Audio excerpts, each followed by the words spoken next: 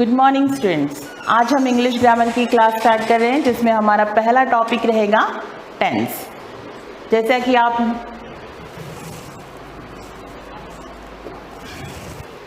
कि आप यहाँ देख रहे हैं, टेंस 3 पार्ट्स में होते हैं, present tense, past tense and future tense.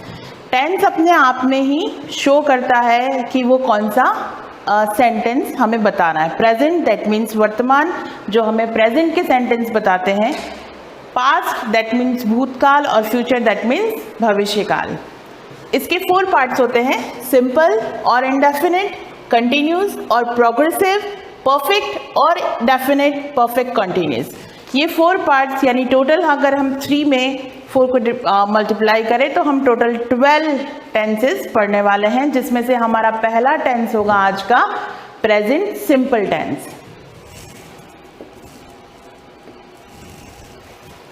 Yes, present simple tense, इसमें हम 4 टाइप्स के सेंटेंसेस को डिस्क्राइब करेंगे। फर्स्ट है हमारा पॉजिटिव, सेकंड है नेगेटिव, थर्ड है इंट्रोगेटिव और फोर्थ है इंट्रोगेटिव नेगेटिव। पॉजिटिव जिसको हम कहते हैं सकारात्मक वाक्य, यानी कि सिंपल, जिसमें हमें कुछ भी नहीं या क्वेश्चन नहीं लगाना है, सिंपल सेंटेंसेस होते हैं और वो कहलाते हैं हमारे सकारात्मक वाक्य। नेगेटिव जो नहीं वाले, नॉट वाले सेंटेंसेस होते हैं, उनको नेगेटिव सेंटेंस कहते हैं। इंट्रोगेटिव थर्ड सेंटेंसेस जिसमें हम क्वेश्चंस पुट ऑन करते हैं, जिसमें हम क्वेश्चंस करते हैं, उनको इंट्रोगेटिव सेंटेंस कहते हैं। और होता है इंट्रोगेटिव नेगेटिव जिसमें क्वेश्चंस के साथ नहीं यूज किया जाता है। अब हम सबसे पहले बात करते हैं सिंपल टेंस में क्या होता है। सिंपल टेंस में हमें यूज करना है सब्जेक्ट प्लस वर्ब की फर्स्ट फॉर्म प्लस वर्ब की फर्स्ट फॉर्म में एस और ईएस। अब ये जो वर्ड एस और ईएस आया है, ये कहां पर यूज होगा? ये जो वर्ड एस और ईएस है, ये हम यूज करेंगे सिंगुलर सब्जेक्ट में। सिंगुलर सब्जेक्ट हमारे कौन कौन से होंगे? सिंगुलर सब्जेक्ट हमारे होते हैं ही, शी, इट और नेम। और वहीं पर हमारे प्लूरल सब्जेक्ट्स कहलाते हैं आई, यू, वी, दे और नेम्स। यानी कि जो प्लूरल सब्जेक्ट होंगे उनके साथ हम सिर्फ वर्ब की फर्स्ट फॉर्म यूज करेंगे, और जो हमारे सिंगुलर सब्जेक्ट्स होंगे उसके साथ हम वर्ब की फर्स्ट फॉर्म के साथ एस ईएस यूज करेंगे। मैंने यहाँ एग्जाम्पल से आपको समझा रखा है। आई जो कि हमारा प्लूरल सब्जेक्ट है, उसके साथ हम यूज कर रहे हैं वर्ग यानी वर्ब की फर्स्ट फॉर्म। यू जो हमारा प्लूरल सब्जेक्ट है, उसके साथ हम यूज कर रहे हैं वर्ब दैट मीन्स वर्ब की फर्स्ट फॉर्म। यहीं पर हमारे अदर साइड में ही जो एक सिंगुलर सब्जेक्ट है, उसके साथ हमने वर्ब की फर्स्ट फॉर्म में एस ईएस का यूज किया। यहाँ पे आप देख सकते हैं एस ईएस का यूज किया है। तो जो हमारे सिंगुलर सब्जेक्ट होंगे उसके साथ हम एस और ईएस यूज करेंगे, और जो हमारे प्लूरल सब्जेक्ट होंगे हम उसमें सिर्फ वर्ब की फर्स्ट फॉर्म यूज करेंगे। हमारे सेकंड टाइप के सेंटेंस कहलाते हैं नेगेटिव सेंटेंस। नेगेटिव सेंटेंस जिसमें हम नॉट, नहीं, नेवर जैसे सब वर्ड्स का यूज करते हैं, जिसका स्ट्रक्चर हम यूज करेंगे subject plus do, does not plus verb की फर्स्ट फॉर्म और ऑब्जेक्ट। अब यहाँ पर जैसे हमने अफर्मेटिव या पॉजिटिव सेंटेंस बनाने के लिए यूज किया था कि हम वर्ब की फर्स्ट फॉर्म के साथ एस और ईएस का यूज करेंगे, जबकि यहाँ पर हमने एक वर्ड यूज किया है डज। तो डज के साथ, क्योंकि हम डज वर्ड यूज कर रहे हैं, इसलिए हम वर्ब की फर्स्ट फॉर्म के साथ एस ईएस नहीं यूज कर रहे हैं। यहाँ पर कुछ एग्जाम्पल्स है, I do not work, he does not work. अब जितने भी प्लूरल सब्जेक्ट्स होंगे, जो पहले मैं बता चुकी हूँ कि plural subject I, you, we, they, names, जितने भी प्लूरल सब्जेक्ट्स होंगे उसके साथ हम डू वर्ड यूज करेंगे, और जितने भी सिंगुलर सब्जेक्ट्स होंगे ही, शी, इट और सिंगल नेम, तो उनके साथ हम एस ईएस यूज करेंगे, that means does word use होगा। He does not work, we do not work, Ram does not work, clear हो गया। अब हमारा थर्ड टाइप का सेंटेंस है इंट्रोगेटिव। इंट्रोगेटिव सेंटेंस वो होते हैं जिसमें हम क्वेश्चंस बनाते हैं, या तो वो WH वर्ड से स्टार्ट होते हैं या फिर वो हेल्पिंग वर्ब से स्टार्ट होते हैं। यहाँ पर क्योंकि हम हेल्पिंग वर्ब हमारे पास डू और डज है, हम डू और डज से स्टार्ट करते हैं, तो डू और does, then subject plus verb की first form, then rest of sentence, बाकी का सारा ही सेंटेंस आएगा। तो डज ही वर्क, और एक जो प्रॉपर थिंग इसमें हम यूज करेंगे वो है question mark, do you work, ये हो गया हमारा क्वेश्चन मार्क। तो ये एक क्वेश्चन हो गया, does he work. Now next page, next sentence हमारा होगा इंट्रोगेटिव नेगेटिव। इंट्रोगेटिव नेगेटिव जो क्वेश्चंस भी है और साथ में हमें ये भी बता रहा है कि वो नकारात्मक भी है, क्वेश्चन के साथ नहीं वर्ड भी यूज हो रहा है। इसका स्ट्रक्चर होगा do does plus subject plus not plus verb की first form, object and then rest of sentence. Do you not work, क्या तुमने काम नहीं किया है। The next sentence, does he not work, क्या उसने काम नहीं किया है। तो ये थे हमारे सिंपल प्रेजेंट सेंटेंस के 4 स्ट्रक्चर्स। मैं इसको फिर से एक बार रिवाइज करवाना चाहूंगी। पॉजिटिव जिसमें हमने सब्जेक्ट प्लस वर्ब की फर्स्ट फॉर्म एस एस और ऑब्जेक्ट यूज किया।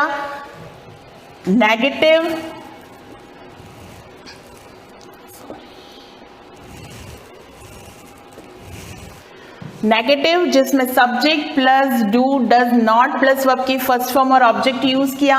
Interrogative does do does subject plus verb की first form and then rest of sentence. और interrogative negative do does plus subject plus not plus verb की first form object. Yes, अब हमारा second tense होगा हमारा present continuous या present progressive. अब नाम से ही ये पता चल रहा है कि प्रेजेंट कंटिन्यूस यानी कि वर्तमान में लगातार होने वाला काम, जो अभी खत्म नहीं हुआ है और जो हो रहा है। तो प्रेजेंट कंटिन्यूस दैट मीन्स वो उसमें वो सेंटेंसेस आते हैं जो वर्तमान काम चल रहा है, उस तरह के सेंटेंसेस वहां पर यूज किए जाते हैं।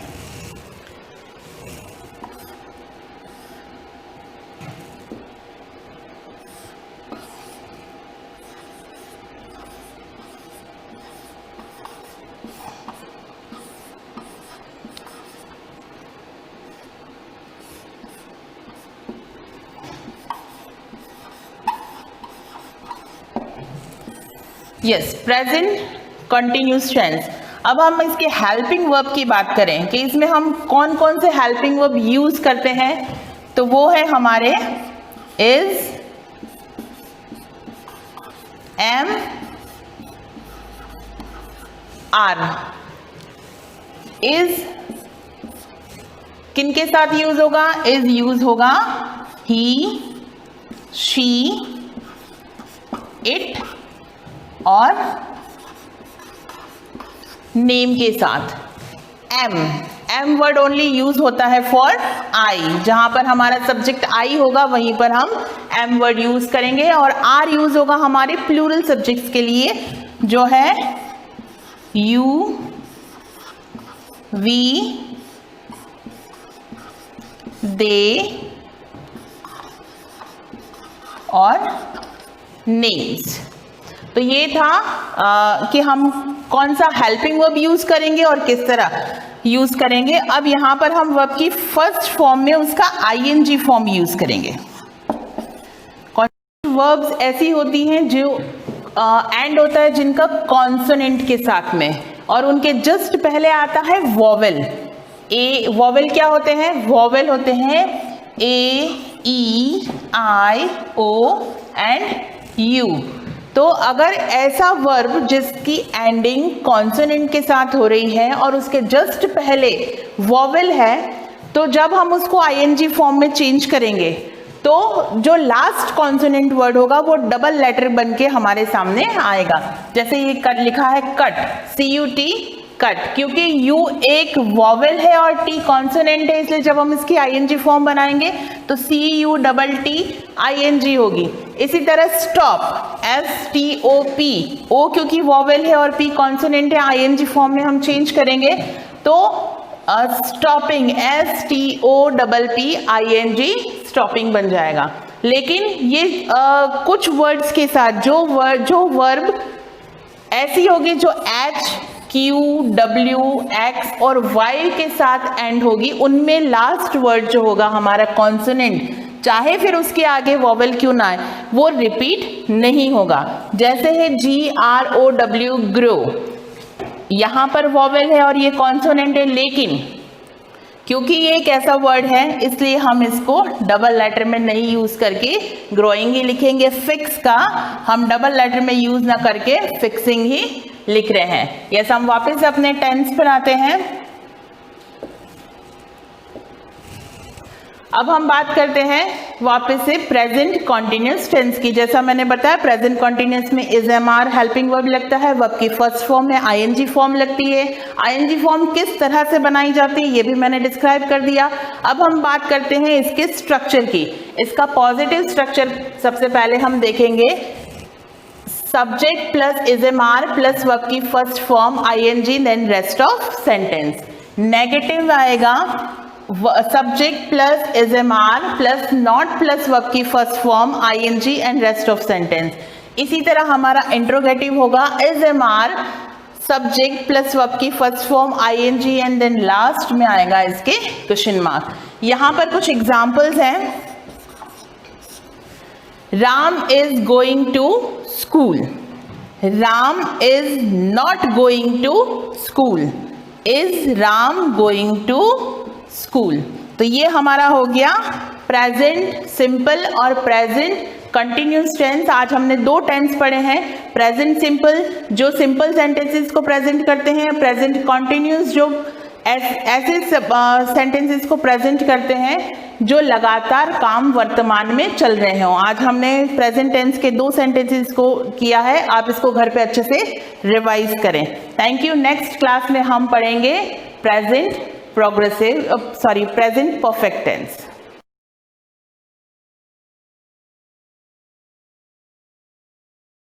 Hello student, good morning.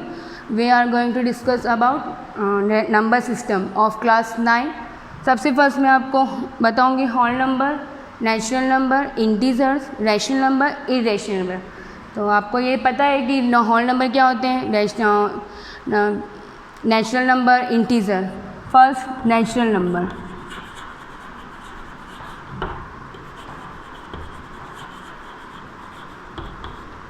starting from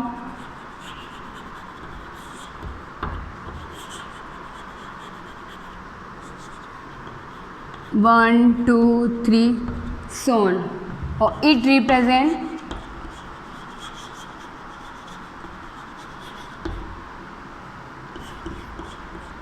n।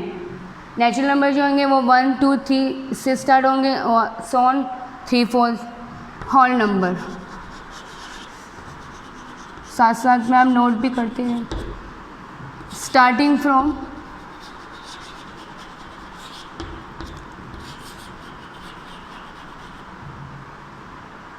0, 1, 2, 3 so on, और इट रिप्रेजेंट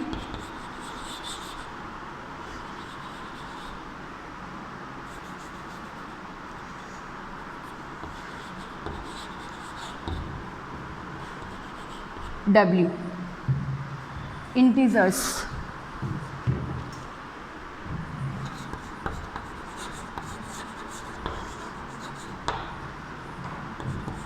इंटीजर में क्या होंगे, स्टार्टिंग 0 से ही होगा, बट इसमें पॉजिटिव और नेगेटिव दोनों आएंगे। Negative integers and positive integer.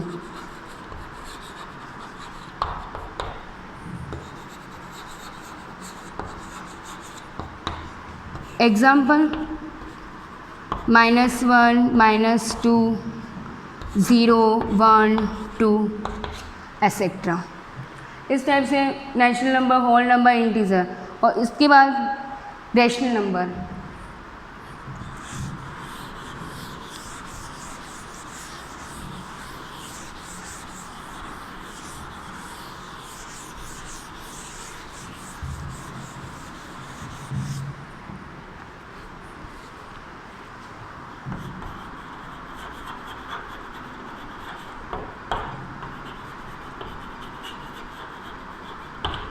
Rational number, as we know about rational number, वैसे आपको पता है कि रैशनल नंबर होते क्या है। This is form of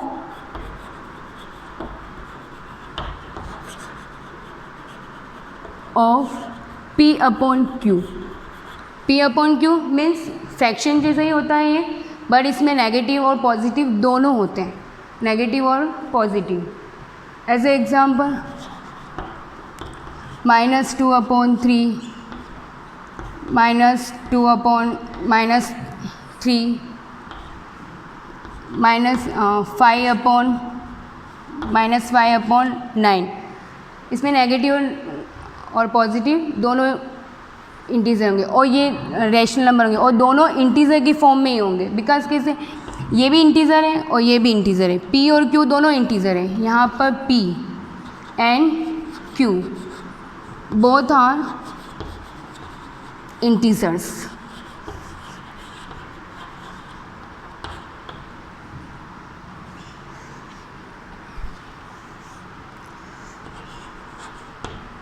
both are integers।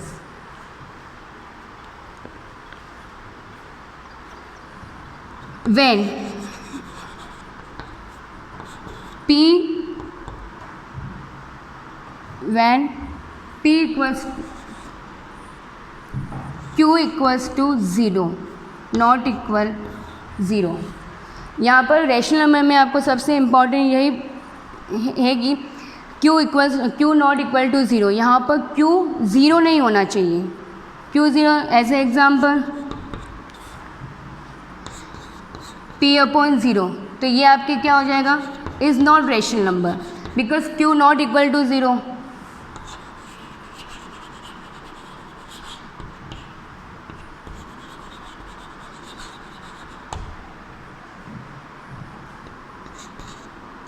और P 0/1 0/1 हुआ तो is rational number.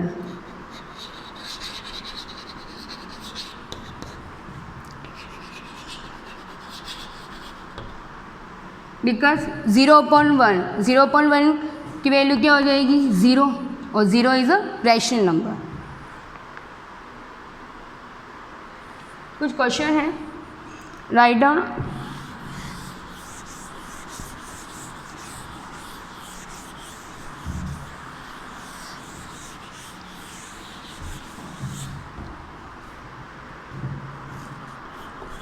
Is 0 is rational number? 0 is rational number। 0 rational number है या नहीं? Yes, 0 is a rational number because example के थ्रू आप समझना, 0/1 0/1 1 से आप 0 को डिवाइड करोगे तो आंसर 0 ही आएगा। और 0 क्या है, एक इंटीजर है, और इंटीजर से क्या बन रहा है, रैशनल नंबर। तो 0 is rational number.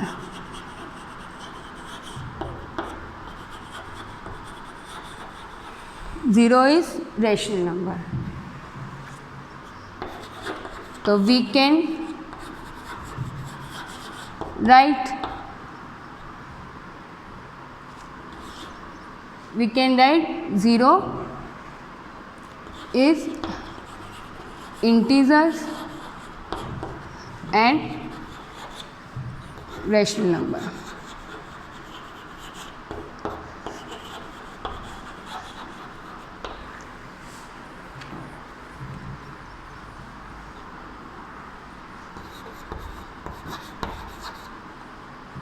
all natural numbers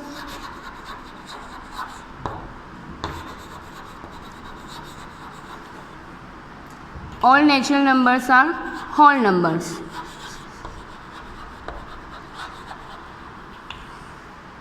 All natural numbers are whole numbers. Whole numbers.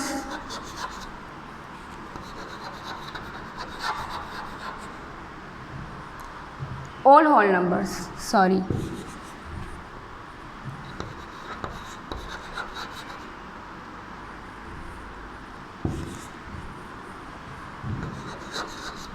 All whole numbers are integers.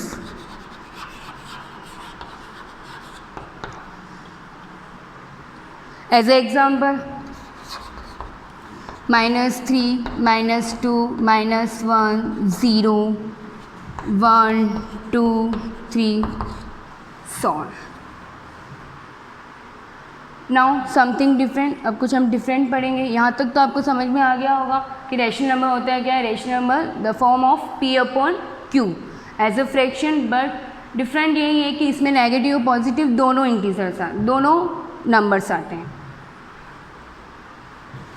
अब मैं आपको दो नंबर के बीच में दो रेशनल नंबर के बीच में कैसे रेशनल नंबर फाइंड किया जाता है वो मैं आपको समझाऊंगी.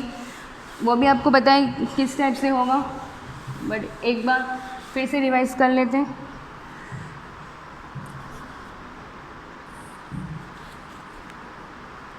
As a example, find the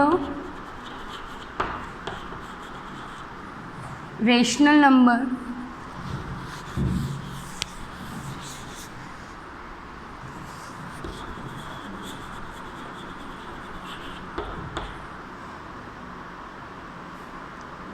find the five rational numbers between 1 and 2.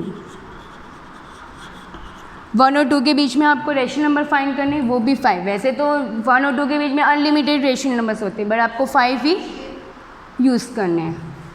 तो सब इसमें आपको 2 मेथड यूज़ करने हैं, बट आपको सबसे इजी मेथड मैं आपको समझा रही हूँ. सबसे पर n इक्वल्स टू क्या है हमारे यहाँ पर 5. जितने हमें रेशनल नंबर फाइंड करने हैं तो वो n हो जाएगा. अब जैसे हमें 5 रेशनल नंबर फाइंड करने हैं तो हमें क्या करना है, यहाँ पर n + 1 करना है. n + 1 कितना हो गया, 5 + 1 इक्वल्स टू 6. तो हमें क्या करना है, 6 को इन नंबर से 1 और 2 के नंबर से मल्टीप्लाई करना है, डिनोमिनेटर और न्यूमरेटर दोनों से. Please look, 1 into 6/6. 6 को न्यूमरेटर और डिनोमिनेटर दोनों से मल्टीप्लाई करना, तो क्या हो जाएगा 6/6. 6/6. और सेकंड नंबर क्या हो जाएगा आपके 2 इंटू 6/6. तो ये हो जाएगा 12/6. अब आपके पास दोनों नंबर आ गए. इन दोनों नंबर के बीच में आपको रेशनल नंबर फाइंड करने, वो भी कितने 5. तो 5 रेशनल नंबर्स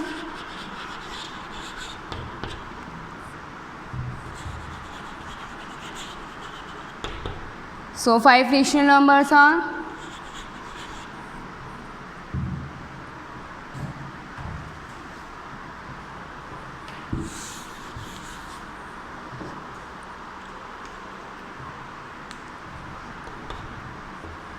Seven upon 6, 8/6, 9/6, 10/6, 11/6. 1 2 3 4 5. हमें 5 रेशनल नंबर ही फाइंड करने थे. इस टाइप से आप कौन से भी नंबर, 2 नंबर के बीच में कौन से भी रेशनल नंबर आप फाइंड कर सकते हो. आपको ये मेथड यूज़ करना है n + 1. जितने भी रेशनल नंबर फाइंड करने हैं उसमें आपको 1 प्लस करना है और उसी को न्यूमरेटर और डिनोमिनेटर से सॉल्व करना है. इसमें ये तो 1 और 2 के लिए था. एक एग्जाम्पल और देखना, डिफरेंट टाइप के हैं.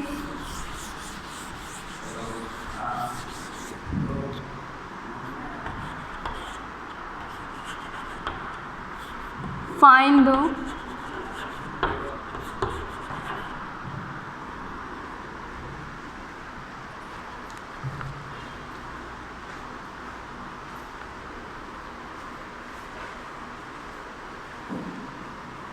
The 5 rational numbers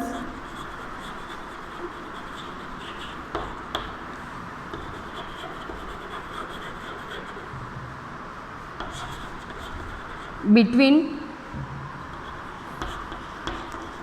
3 and 5 and 4/5। अब आपको 3/5 और 4/5 के बीच में रेशनल नंबर फाइंड करना है। इसमें डिनोमिनेटर सेम है बट आपको वही प्रोसेस यूज़ करनी है। n =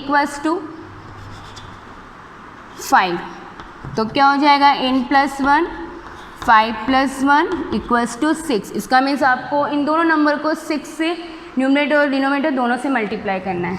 तो लुक 3/5 × 6/6 3 6 18 और 5 6 30। देन 4/5 4/5 को भी आपको 6 से ही मल्टीप्लाई करना है। 4 6 24 और 5 6 30। दोनों के डिनोमिनेटर सेम होगा। सो 5 rational numbers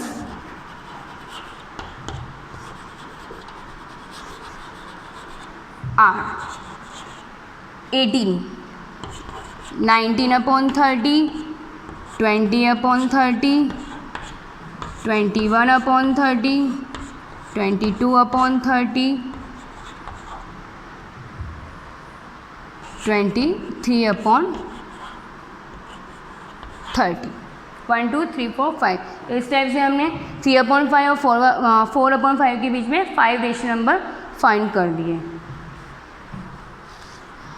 once more example. अब आपको मैं डिफरेंट डिनोमिनेटर का बताऊंगी। तो डिफरेंट डिनोमिनेटर में आप कैसे फाइंड करोगे, उसमें आपको एक स्टेप ऐड करनी है। करना सेम ऐसा ही है बट एक स्टेप ऐड करनी है।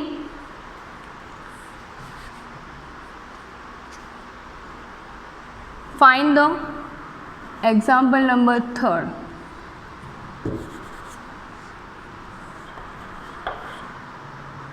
Find the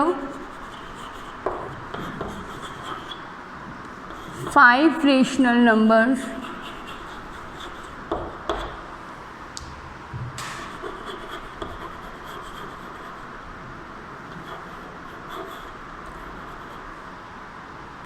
between 3/5 and 2/3। अब इसमें दोनों डिनोमिनेटर डिफरेंट है। ओके मैं आपको कल ये 5 रेशनल नंबर दोनों डिफरेंट डिनोमिनेटर के बारे में आपको मैं कल बताऊंगी। So thank you so much.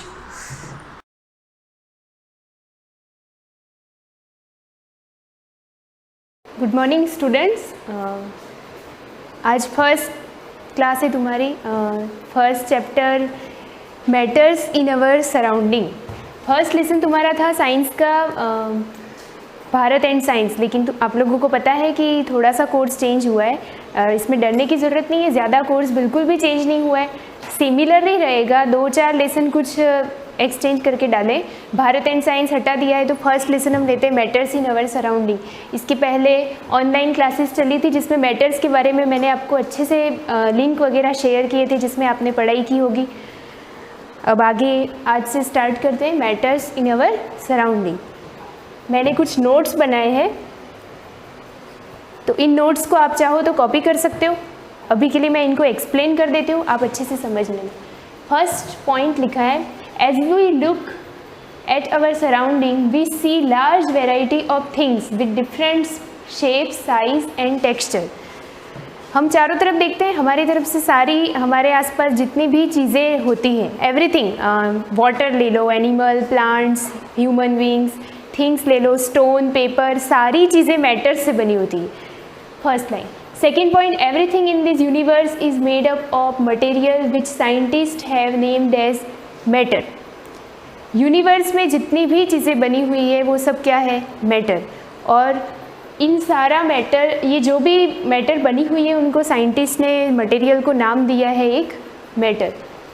Definition अगर आप नोट करना चाहो मैटर की तो ये रहेगी, anything that occupy space possesses mass and can be felt by our senses is called matter. Matter की डेफिनेशन है, अगर आप नोट कर लो ये, कि जितनी भी मैटर होते हैं वो जो अपना स्पेस घेरते हैं, कोई चीज़ अगर आप किसी टेबल पे रखते हो तो वो पर्टिकुलर अपना एक एरिया घेरते हैं, स्थान घेरते हैं, तो वो बोलते हैं उसको ऑक्यूपाई स्पेस। दूसरी चीज़ थिंग लिखी है मैंने, पजेसिंग मास। मास और वेट सिमिलर होता है, बट डिटेल में अगर मैं आगे क्लास में आपको बताऊंगी कि वेट और मास में बहुत ज़्यादा डिफरेंस होता है। And can be felt by our senses, किसी भी चीज़ को अगर हम फील कर सकते हैं उसकी स्मेल से, उसके ऑर्डर से, ऑर्डर यानी उसकी स्मेल, या उसको आई कांटेक्ट करके उसको देख सकते हैं, तो वो सारी चीज़ें किस में आती है, मैटर में। तो ये मैटर की डेफिनेशन हो गई। Third point, hence the air we breathe, ये कंक्लूजन है। इन तीनों पॉइंट्स, दो पॉइंट्स आपको समझ में नहीं आए तो ये इससे आप आसानी से समझ सकते हो। Hence the air we breathe, वो एयर जिसको हम ब्रीथ कर रहे हैं। द फूड वी ईट, जो फूड हम खा रहे हैं। Stones, clouds, stars, plants, animals, even a small drops of water, ये सारी की सारी चीज़ें क्या है, मैटर। ये सब मैटर बनी होती है, ठीक है। आप जो खाना खा रहे हो, आप जो पानी पी रहे हो, इवन रेन ड्रॉप की जो पानी की सिंपल ड्रॉपलेट्स होगी तो वो भी मैटर में काउंट होगी। Physical nature of matter, next point लेते हैं कि मैटर का फिजिकल नेचर कैसा होता है। Matter is made up of small particles, matter जो बना होता है वो बहुत ज़्यादा स्मॉल पार्टिकल से बना होता है। अब आपके दिमाग में आएगा कितना स्मॉल, अभी आप मेरे सामने होते तो सभी यही क्वेश्चन करते कि मैम लास्ट इसका स्मॉलेस्ट पार्टिकल का साइज़ कितना होगा, तो उसके बारे में एक डेफिनेशन दे रखी है। इंडियन फिलोसोफर महर्षि कणाद, जो कि हमारे क्या है, इंडियन फिलोसोफर है।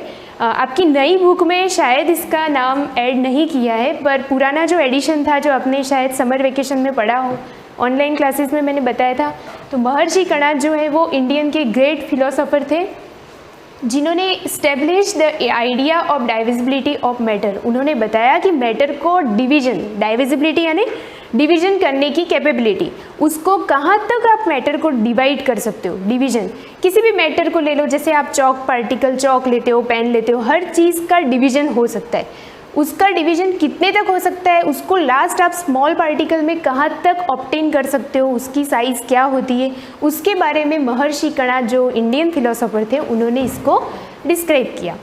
अब फर्स्ट पॉइंट है, he said that if we go on dividing matter, ये उन्होंने कहा कणाद ने कि अगर हम किसी भी मैटर को डिवाइड करने जाते हैं, जैसे किसी चौक को हमने डिवाइड करने के लिए लिया, उसको डिवाइड करने बैठे, ठीक है, we shall get smaller and smaller particle. आपको पता है हम जब चौक को रब करते हैं या राइट करते हैं बोर्ड पे, तो उसके बहुत सारे मॉलिक्यूल्स, लॉट्स ऑफ मॉलिक्यूल यहाँ बोर्ड्स के नीचे पड़े हुए होते हैं, बहुत सी स्मॉलेस्ट होते हैं वो। तो जितने स्मॉलर टू स्मॉलर पार्टिकल होंगे, क्या बोला उन्होंने कणाद ने, फिर से मैं रिपीट कर रही हूँ, he said that if we go on dividing matter, किसी भी मैटर को अगर हम डिवाइड करने जाएंगे तो उसका एक ऐसा स्मॉलेस्ट पार्टिकल मिलेगा। डिवाइड करते जाओ, स्मॉल को भी डिवाइड करो, मॉलिक्यूल को भी डिवाइड करो। मैटर तो पता है ना आपको, पहले मैंने बताया होगा, मैटर को डिवाइड करते हैं तो मॉलिक्यूल बनता है, और मॉलिक्यूल से भी छोटा एटम होता है। हालांकि ये चीज़ आपने 8 तक नहीं पढ़ी, पर आई थिंक मैंने इस चीज़ को मैंने बहुत बार क्लास में रिपीट किया था कि छोटे छोटे मॉलिक्यूल्स को भी आप उनको और स्मॉल करने जाते हो तो आपको एक एटम मिलता है। एटम, परमाणु जिसको हिंदी में बोलते हैं, आप एटम ही याद रखो। इसके बाद मैं सेकेंड पेज लूँगी। हाँ, लास्ट लाइन क्या थी, स्मॉलर पार्टिकल, किसी भी मैटर को डिवाइड करो, एक ऐसा स्मॉल से स्मॉल पार्टिकल मिलेगा। Next, a stage would come beyond which further division will not be possible. Last किसी भी एक चीज़ की लिमिट होती है, तो एक पॉइंट ऐसा आएगा जहाँ पे आप उस मॉलिक्यूल या उस स्मॉलर पार्टिकल को आप डिवाइड करना चाहते भी हो तो उसको डिवाइड नहीं कर सकते। एक लास्ट पार्टिकल ऐसा आएगा, अ stage would come beyond which further division will not be possible. एक ऐसा पार्टिकल जिसका लास्ट डिवीजन पॉसिबल नहीं है, उसको पॉसिबल नहीं कर सकते, उसको वापस डिवाइड करना चाहो तो नहीं कर सकते, क्योंकि वो क्या होगा, सबसे स्मॉलेस्ट होगा, सबसे छोटा होगा। ही नेम्ड दिस, ही कणाद ने उस पार्टिकल को नाम दिया परमाणु, एटम। इंग्लिश में आप बोलोगे उसको एटम्स। आ गया समझ में? मैटर का सबसे छोटा पार्टिकल जिसको stage would come beyond not further division is possible, जहाँ पे उसका फर्दर डिवीजन पॉसिबल नहीं है, जिसको आप डिवाइड नहीं कर सकते, एक स्टेज लास्ट आ जाएगी कि हम बोल सकते हैं कि ये सबसे स्मॉलेस्ट है, उसको उन्होंने नाम दिया एटम्स। याद रखना, atoms. Characters of particle of matter. अब मैं चीज़ नेक्स्ट ले रही हूँ कि पार्टिकल्स जो होते हैं मैटर के अंदर छोटे छोटे, जैसे एटम ले लिया, मॉलिक्यूल हो गया, तो उनके कैरेक्टर्स क्या होते हैं? कैरेक्टर्स यानी क्वालिटीज़ या सिम्टम्स, क्वालिटीज़ वर्ड यूज़ करेंगे। First point, the particles of matter have space between them. किसी भी मैटर के बीच में पार्टिकल्स होते हैं, जैसे आपने देखा हो तो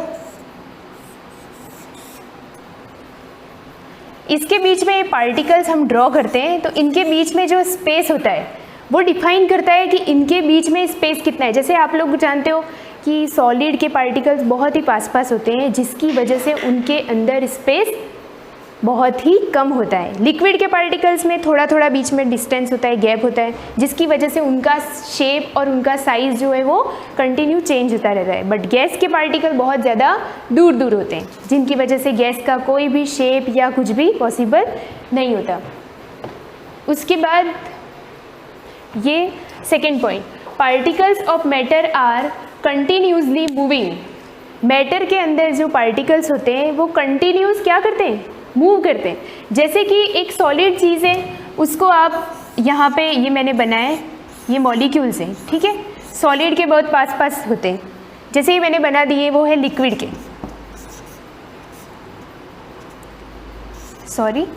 लिक्विड के पार्टिकल बनाए। सॉलिड के जो पार्टिकल होते हैं वो बहुत ज़्यादा पास पास में क्लोजली अट्रैक्ट होते हैं, लिक्विड के थोड़े दूर दूर होते हैं।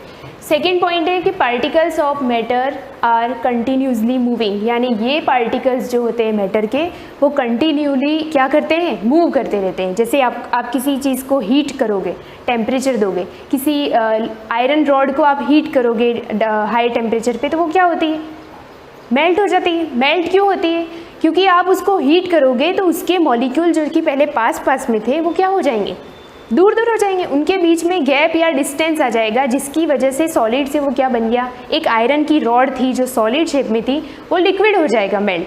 आप वापस फर्दर उसको डाउन टेम्परेचर देते हो तो वो जो मेल्ट वाला लिक्विड है आयरन का, वो वापस कौन से फॉर्म में आ जाएगा? सॉलिड फॉर्म में आ जाएगा, ठीक है। फिर आप उसको जो भी कंटेनर में डालते हो वैसा वो शेप डिफाइनेट कर लेता है। तो सेकेंड पॉइंट है कि इसके जो पार्टिकल्स के मैटर के जो पार्टिकल्स होते हैं वो कंटिन्यूसली क्या होते रहते हैं? मूव करते रहते हैं। Okay, that's all. Third point, particles of matter attract each other.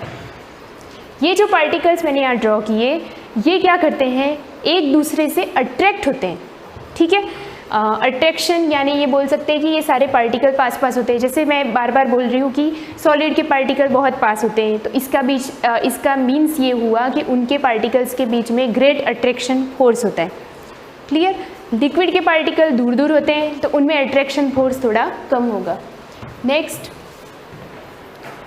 Okay, ये तीनों पॉइंट्स क्लियर हो गए कि फर्स्ट मैटर के पार्टिकल के बीच में स्पेस होता है, स्पेस डिफाइनेट होता है, बट सॉलिड में डिफाइनेट होता है, लिक्विड में थोड़ा कम होता है, ज़्यादा होता है, बीच में क्या बोलते हैं गैप डिस्टेंस, या फिर गैस में और ज़्यादा होता है। सेकेंड पॉइंट, इसके कंटिन्यूसली इसके पार्टिकल मूव करते रहते हैं।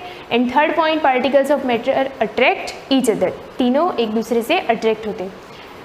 नेक्स्ट है स्टेट्स ऑफ मैटर। ये चीज़ पता है, वही सॉलिड लिक्विड गैस जो मैं बार बार बोल रही हूँ। मैटर की 3 स्टेट्स होती है, वैसे 5 होती है, अभी आपकी बुक में 3 दे रखी है, सॉलिड, लिक्विड और गैस। सॉलिड, लिक्विड, गैस पता है आपको।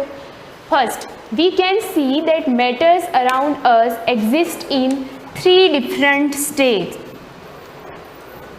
3 स्टेट में वो डिवाइड होता है। फॉर एग्जाम्पल, यहाँ लिखा है सॉलिड, लिक्विड एंड गैस, ठीक है। फर्स्ट H2O, मैंने क्या लिखा है यहाँ पे पॉइंट देखो, S। सेकेंड H2O, स्मॉल दिख रहा है आपको, ये L। एंड थर्ड H2O क्या लिखा है? जी फॉर गैस। यानी ये जो किसी भी चीज़ के किसी भी मॉलिक्यूलर फार्मूला, इस चीज़ को क्या बोलते हैं? Molecular formula. H2O, O2, CO2, ये इसका किसी भी केमिकल कंपाउंड का मॉलिक्यूलर फार्मूला होता है। मॉलिक्यूलर फार्मूला के पीछे जो ब्रैकेट में जो स्मॉल लेटर्स में शो किया जाता है वो उसका क्या होता है? स्टेट्स ऑफ मैटर, कि वो मैटर किस स्टेट में, सॉलिड में है, लिक्विड में है या फिर गैस में। क्लियर। सेकेंड, मैंने लिखा है H2O सॉलिड है, फिर क्या लिखा है? आइस क्यूब जो हमारे फ्रीज़र में होते हैं। तो ये आइस जो है वो आप बता सकते हो कि ये तीनों के तीनों ये क्या है? अगर मैं इसको बोलूँ ये है क्या? What's this? वाटर। ये सब वाटर है, लेकिन तीनों का क्या चेंज है? स्टेट। ये H2O जो है ये आइस है तो ये सॉलिड हो गया, ये H2O जो है वो वाटर है तो ये लिक्विड स्टेट हो गया, एंड अनदर स्टीम यानी भाप, तो वो किस फॉर्म में? गैस फॉर्म में। इसलिए यहाँ पे क्या शो हुआ? जी।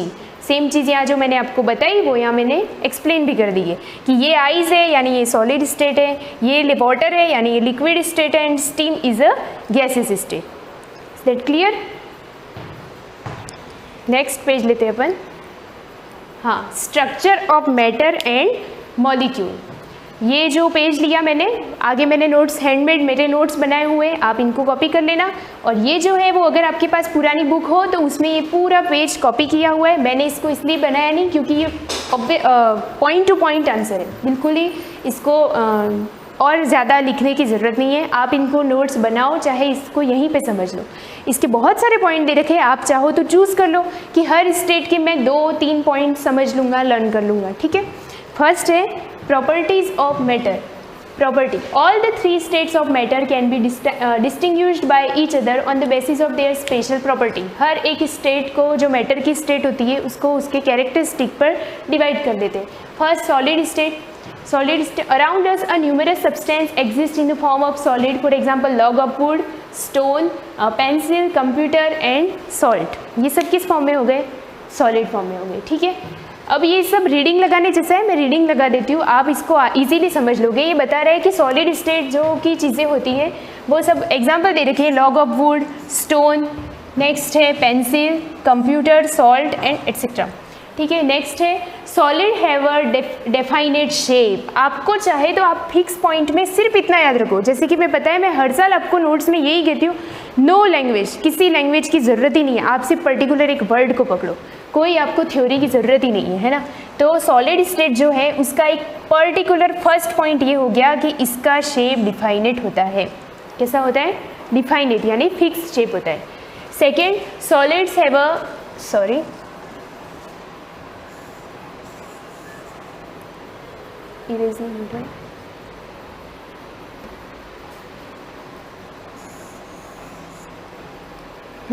सेकेंड पॉइंट है solids have a definite volume. मैंने कहा पहला फर्स्ट पॉइंट है शेप का, शेप डिसाइडेड होता है, सॉलिड का डिफाइनेट शेप होता है। उसके बाद सॉलिड्स का वॉल्यूम डिफाइनेट होता है, फिक्स होता है। जैसे एक आयरन की रॉड ले ली या पेन ले लिया या इरेजर ले लिया, आप उसको जितने पर्टिकुलर मार्कर ले लिया, ठीक है, इसको जितना टेबल पे रखोगे, ऐसा नहीं 2 दिन बाद भी दूसरे दिन आप क्लासरूम में आके देखोगे तो वो मार्कर उसी पोजीशन में रहेगा। दैट मीन्स ये कि सॉलिड कभी भी अपनी नॉर्मल जो शेप और साइज़ होता है वो कभी भी चेंज नहीं करता। दैट्स वाई उसका वॉल्यूम भी चेंज नहीं होता, उसका शेप फिक्स होता है, उसका वॉल्यूम। तो आप डिफाइनेट प्रॉपर वर्ड एक को पकड़ लो, डिफाइनेट, फिर आप लगा दो definite shape, definite volume.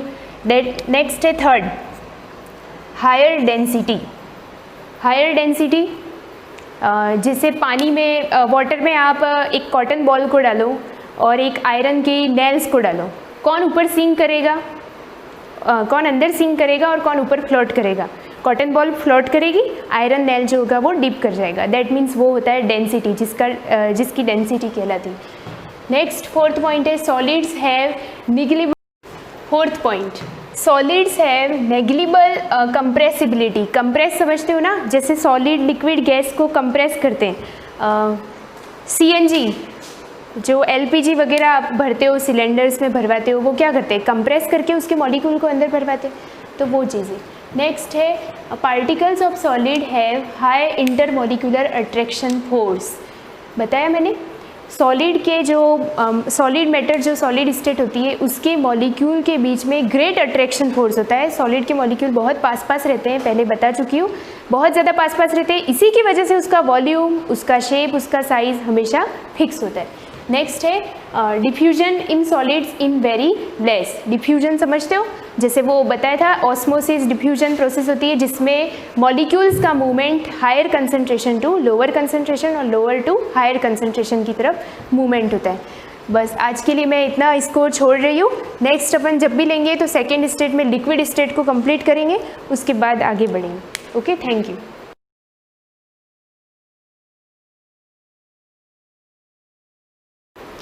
Good morning students. आज हम पॉलिटिकल साइंस का फर्स्ट चैप्टर पढ़ेंगे, democracy.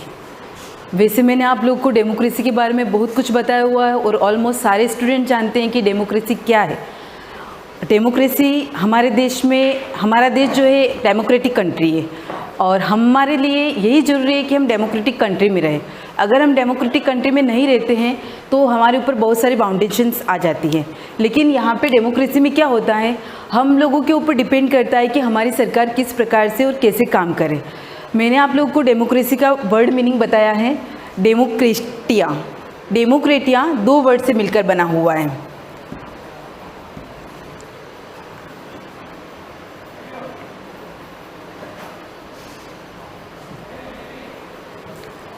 The word democracy comes from the Greek word demokratia, in which demos means people and kratia means rule by the people. Simple सी बात है, जहाँ पर जनता का शासन चलता है, जहाँ पर जनता अपनी इच्छा अनुसार शासन चलाती है, उसको हम कहेंगे डेमोक्रेसी। और डेमोक्रेसी का ये वर्ड मैं आपको बार बार बता चुकी हूँ। डेमोस मीन्स पीपल और क्रेटिया मीन्स रूल, यानी कि जनता का शासन जहाँ पर चलता है उस कंट्री को हम कहेंगे डेमोक्रेटिक कंट्री और उस शासन को कहेंगे हम डेमोक्रेसी। यहाँ पर डेमोक्रेसी की डेफिनेशन दे रखी है जो आप सबको अच्छे से लर्न है, जो अब्राहम लिंकन ने दी है। Democracy is government of the people, by the people and for the people. Simple सी बात है, डेमोक्रेसी लोकतंत्र, जिसको डेमोक्रेसी को हम हिंदी में लोकतंत्र भी कह सकते हैं, प्रजातंत्र भी कह सकते हैं। लोकतंत्र जनता का, जनता के लिए, जनता का द्वारा शासन है। इसके अंदर हम लोग अपने लिए सरकार स्वयं चुनते हैं। कौन चुनता है ये आप लोग को मैं बता चुकी हूँ। एडल्ट पीपल जो 18 ईयर से अबव हो जाती है जिनकी एज, उन सभी को राइट टू वोट का राइट्स दे रखा है हमारे कॉन्स्टिट्यूशन के थ्रू, जिसमें हम अपनी गवर्नमेंट को आसानी से चुन सकते हैं। डेफिनेशन ऑफ डेमोक्रेसी, इसमें एक और डेफिनेशन दे रखी है। Democracy is form of government in which the rulers are elected by the people. अब सबसे इम्पोर्टेंट बात ये आती है, कुछ बच्चों को ये नहीं पता है, रूलर्स आर इलेक्टेड। रूलर्स कौन होंगे? जनता के द्वारा चुने गए जो हमारे सांसद होते हैं, विधायक होते हैं, जो भी नेता होते हैं, जो हम जिनको चुनते हैं और वो क्या करते हैं, शासन करते हैं। वो पर्टिकुलर शासन नहीं करते, वो किसके अंडर में रहकर, कॉन्स्टिट्यूशंस में जो नियम बना रखे हैं, जो कानून बना रखे हैं, उनको ध्यान में रखकर कानून को बनाते हैं। और जो कानून जनता के लिए लाभदायक होते हैं, ऐसा नहीं होता है कि किसी के ऊपर किसी कानून को थोपा जाता है। इसके लिए पहले बहुत सारी फॉर्मेशंस चलती है, प्रक्रिया चलती है कि किस प्रकार से कैसे कानून बनता है, क्या बनता है। लेकिन इसको बनाता कौन है? हमने जिनको सेलेक्ट करके भेजा है। अब हमने कैसे सेलेक्ट किया है, मैं आप लोग को पहले भी बता चुकी हूँ। राइट टू वोट, हमारे पास एक राइट्स है, हमारी गवर्नमेंट ने, हमारे कॉन्स्टिट्यूशन ने हमको एक राइट्स दे रखा है, राइट टू वोट, जिसके अंतर्गत जो व्यक्ति 18 ईयर्स या उससे अबोव हो जाता है, उस व्यक्ति को अपना सांसद, विधायक चुनने का अधिकार मिल जाता है। और वही लोग क्या करते हैं, हमारी पार्लियामेंट में बैठकर हम लोगों के लिए कानून बनाते हैं और उस कानून के अंतर्गत हमको रहना पड़ता है।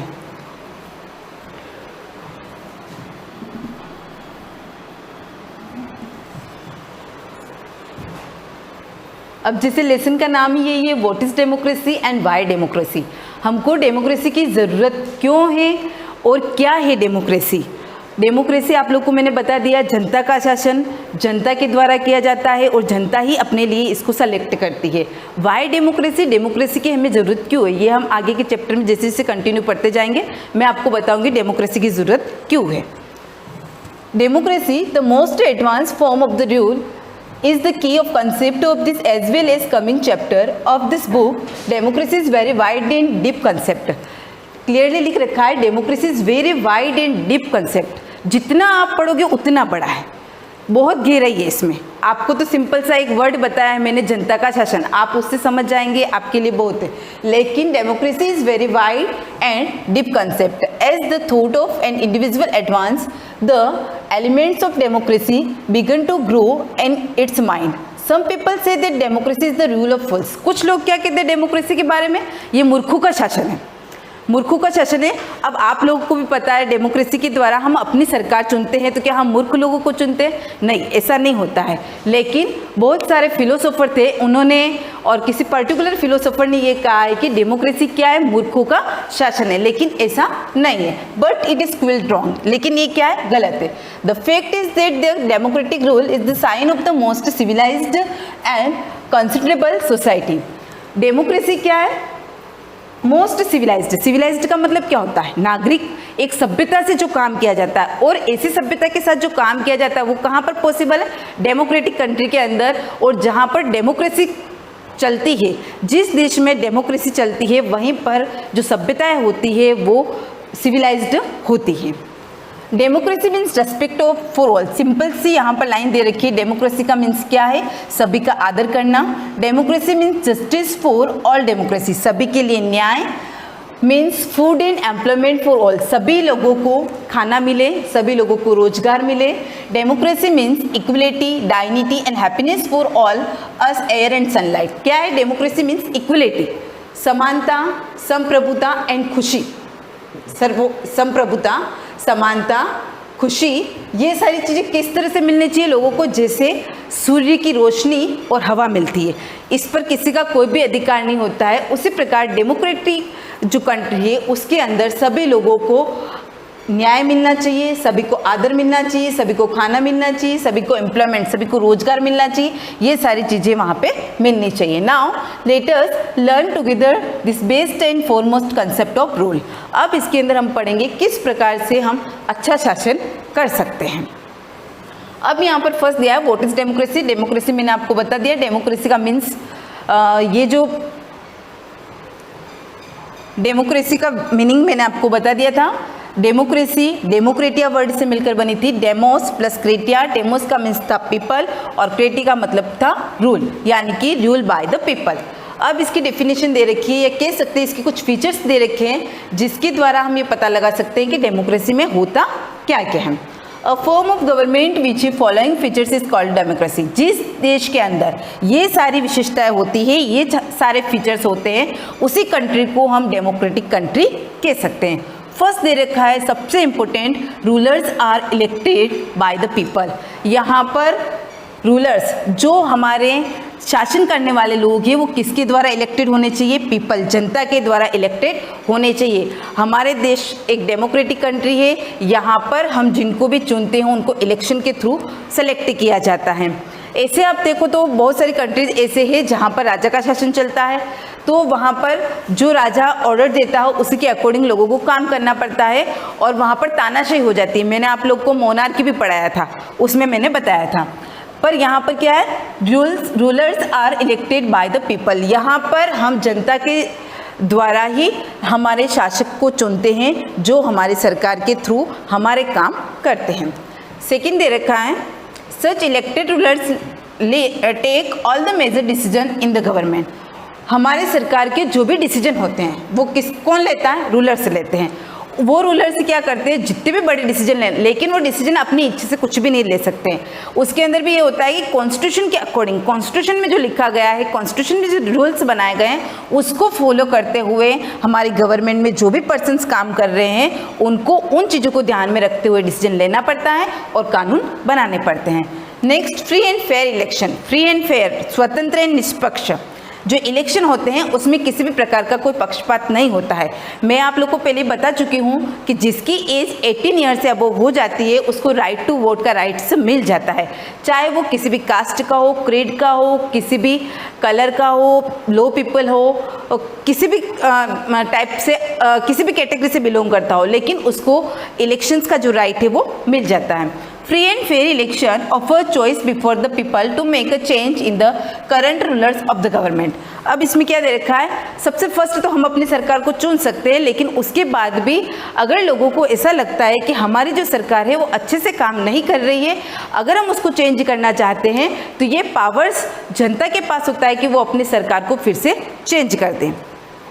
वैसे हमारी गवर्नमेंट जो चलती है वो 5 साल के लिए शासन करती है, लेकिन ऐसा कहीं पर भी नहीं है कि वो फिक्स 5 साल तक ही अपना शासन कर सकती है। उससे पहले भी अगर जनता चाहती है तो उस सरकार को वहाँ से हटा सकती है और उसकी जगह पर अपनी चॉइस से नई गवर्नमेंट को सेलेक्ट कर सकती है।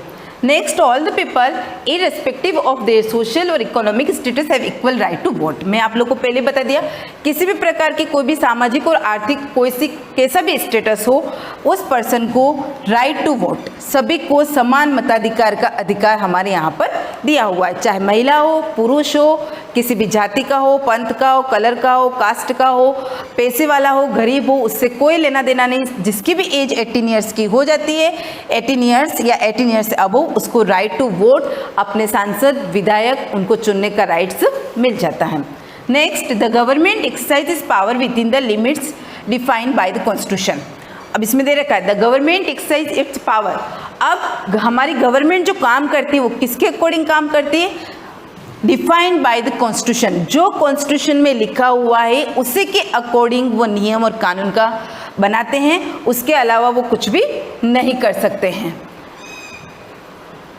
कॉन्स्टिट्यूशन में जो लिखा हुआ है, जो नियम दे रखे हैं, मैंने आपको एक चीज़ पढ़ाई थी, नीति निर्देशक तत्व। नेक्स्ट, हाँ, मैं आपको बता रही, the government exercise it's power with in the limit defined by the constitution. जो हमारे कॉन्स्टिट्यूशन में रूल्स बने हुए हैं उसी के अकॉर्डिंग हमारी सरकार हमारे लिए कानून बनाती है और हमको भी वही फॉलो करने पड़ते हैं। Presence of independent judiciary to ensure the functioning of elected government within the boundaries of law and to protect the constitution. Present of independent judiciary, मैंने आपको बताया था हमारी गवर्नमेंट के 3 पार्ट है, लेजिस्लेचर, एग्जीक्यूटिव और जुडिशरी। जो जुडिशरी होती है वो क्या होती है? फ्री एंड फेयर होती है, निष्पक्ष होती है, वो किसी के भी अंडर में रहकर काम नहीं करती है। वह क्या करती है? Function of elected government with in the boundaries of law and protect the constitution. वह हमारे कॉन्स्टिट्यूशन को प्रोटेक्ट करने का काम करती है कि जो भी गवर्नमेंट कानून बना रही है वो कॉन्स्टिट्यूशन के अंडर में बन रहे हैं या नहीं। यानी कि अंडर का मतलब यूँ नहीं है कि उसमें जो दे रखा है एज एज, लेकिन जो भी कानून बन रहे हैं वो जनता की भलाई के लिए बनने चाहिए। ऐसे नहीं है कि जो भी मेंबर्स काम कर रहे हैं पार्लियामेंट में वो अपना हित देखते हुए कोई भी कानून बना सकते हैं। Analysis of the definition, next point है अपना, डेफिनेशन को ही और एनालिसिस कर रखा है कि अब हम और डेमोक्रेसी को कैसे समझ सकते हैं। You may argue why democracy has such a lengthy definition can be not expressed in few words. Like democracy is a form of government in which the rulers are elected by the people. Simple सा जो मैंने आपको word meaning बताया था democracy का, जो democratic word से आया है, यहाँ पर वही लिख रखा है, rulers are elected by the people, यानी कि जनता के द्वारा चुना गया शासन। No, not at all. It is because absence of any one of the above given features means defective democracy. अब मैंने आप लोग को ऊपर ही बताया था कि ऊपर जितनी भी विशेषताएं दे रखी है, अगर ये सारी विशेषताएं कंप्लीट नहीं होती है तो हमारा देश एक डेमोक्रेटिक कंट्री नहीं कहलाएगा, और जिस भी कंट्री में डेमोक्रेसी है उनमें ये सारी विशेषताएं नहीं होती तो कंप्लीटली डेमोक्रेसी नहीं होगी। यहाँ पर यही दे रखा है कि अगर इसमें से एक भी फीचर्स नहीं होता है तो वो कौन सी डेमोक्रेसी कहलाएगी? Defective democracy. Let's us examine the need and validity of each of the features of democracy. इसलिए हमें इन सभी फीचर्स की आवश्यकता होगी। जहाँ जहाँ पर डेमोक्रेटिक कंट्रीज है वहाँ अगर ये सारे पॉइंट्स हैं तो हम उसको कंप्लीटली डेमोक्रेटिक कंट्री कह सकते हैं। नेक्स्ट, फर्स्ट पॉइंट दे रखा है, rulers are elected by the people, जनता द्वारा चुना गया शासन। Democracy is the rule of people of the country. In this system, all the adult people, men and women of 18 years. मैं आपको बार बार बता चुकी हूँ, डेमोक्रेसी में किसका शासन होता है? जनता का शासन होता है। जनता के द्वारा चुने गए प्रतिनिधि को हम भेजते हैं। अब हम भेजते किसके थ्रू? सबसे फर्स्ट पॉइंट, कुछ बच्चों को नहीं क्लियर हो तो मैं बता दूँ। अब कुछ बच्चे ये सोच रहे होंगे कि हम कैसे भेजते हैं, हम तो उनको नहीं भेजते। आप नहीं बेचते हो, लेकिन आपने ये तो देखा होगा कि आपके फैमिली में आपके पेरेंट्स या आपके जो एल्डर ब्रदर सिस्टर जिनकी एज 18 ईयर्स हो गई है या 18 ईयर्स से अबव हो गए हैं, वो वोट देने जाते होंगे, और वोट रोज़ भी देने नहीं जाते हैं। हम जब भी वोट देने जाते हैं सब का 5 इयर्स फिक्स होता है। जिसका भी हम इलेक्शन में पार्टिसिपेट करते हैं, चाहे हमारे पंचायत के इलेक्शन हो, नगर पालिका के हो, हमारे विधानसभा के हो, जिसके भी इलेक्शंस होते हैं उनका 5 इयर्स का टर्म होता है। लेकिन कभी कभी ऐसा होता है कि सरकार अगर अच्छे से काम नहीं करती है तो हम उस सरकार को पहले हटा देते हैं। जैसे अभी हमारी राजस्थान सरकार की बात करें, मैंने आप लोग को बताया है कि बार बार आपको कम से कम दिन में एक बार न्यूज़पेपर की हेडलाइंस तो रीड कर ही लेनी चाहिए। अगर आप रीड करते हो तो उसमें हमारे राजस्थान की जो विधानसभा है उसके बारे में बहुत ज़्यादा बताया जा रहा है कि क्या क्या प्रॉब्लम्स क्रिएट हो रही है। जो एमएलए हैं वो आपस में ही लड़ रहे हैं, और किसके लिए लड़ रहे हैं? सत्ता के लिए लड़ रहे हैं कि कौन कुर्सी पे बैठेगा और कौन। अब ऐसे में ये भी हो सकता है कि अगर किसी का बहुमत सिद्ध नहीं होता है और सरकार अच्छे से काम नहीं करती तो हमारी सरकार हट सकती है और उसकी जगह फिर से नए इलेक्शन हो सकते हैं। तो यहाँ पर यही दे रखा है, इन दिस सिस्टम डेमोक्रेसी के अंदर all the adult people men and women of 18+ years elect a representative of their defined area to participate in the system of government. क्या दे रखा है? रिप्रेजेंटेटिव। रिप्रेजेंटेटिव का मीन्स होता है प्रतिनिधित्व ऑफ देयर डिफाइंड एरिया। ऐसा नहीं होता है कि हम कहीं पर भी इलेक्शन हो रहे तो उसमें पार्टिसिपेट करने चले जाए। हम एक पर्टिकुलर एरिया के अंदर आते हैं और उस एरिया में अगर इलेक्शन हो रहा है तो हम जहाँ के नागरिक होते हैं, नागरिक तो हम पूरे इंडिया के, हमारे देश में एक ही नागरिकता है, लेकिन डिफाइंड एरिया, जिस एरिया के अंदर आप आ रहे हो वहाँ पर जिसके भी इलेक्शन हो रहे हैं आप उसमें पार्टिसिपेट कर सकते हैं और हम अपनी गवर्नमेंट को चुन सकते हैं। Hence, the candidates which are holding different responsibilities in the government are in fact and embodied forms of people of the democracy। अब यहाँ पर ये होता है कि अलग अलग प्रकार की रिस्पॉन्सिबिलिटीज़, हमारे कुछ दायित्व होते हैं गवर्नमेंट के थ्रू जो हमको पूरे करने होते हैं।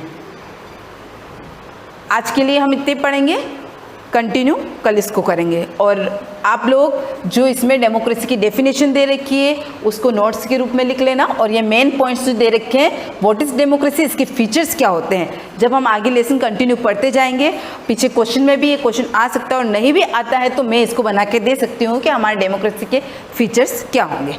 Thank you.